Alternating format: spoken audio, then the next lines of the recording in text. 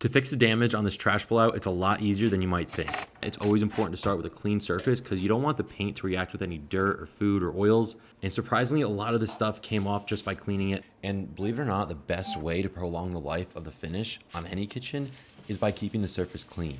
Food, dirt, grease, oils from your hand sitting on top of the paint for long periods of time will eat its way into the paint and break it down. I get this stuff on Amazon and it's a great daily maintenance cleaner. Comes with a scrub brush, which makes it super easy to remove all the dirt and food. Doesn't leave any streaks and residues. I'll make sure I put a link in my bio for you guys so it's easier to find. I'm gonna take some lacquer thinner on a rag and wipe down the top edges of this. This is gonna get rid of all the really stubborn oils and other contaminants that you just can't get out with a daily maintenance cleaner.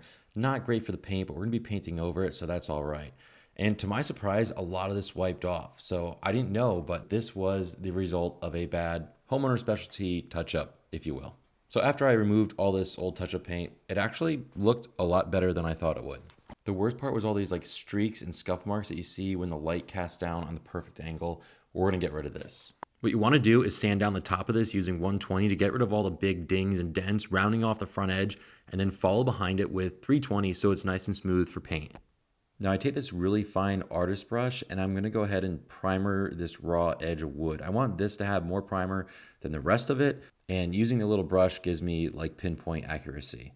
I don't want this to fall over onto the face of the door. So I do want a nice coat of primer on top of the whole edge. Even though it still has paint on it, this will just give me a nice barrier to build off of, but I don't want any primer on the front of the door, so I'm gonna spray from the back side, aiming down on the top.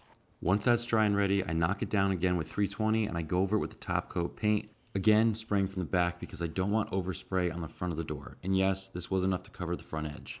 But now it's time for the most important part because it's all in the details. I take this lacquer clear coat and I'm going to spray over the entire door. This is going to get rid of all the smears, the scuffs, and everything else we see on the angle with the sunlight casting down on it. This stuff sprays extremely fine and it's very thin. So I'm gonna do like 3, maybe even 4 coats of this to build up a good layer of protection. Now I know everybody's got a better way of doing everything, but in this scenario, the touch-up was the best option possible.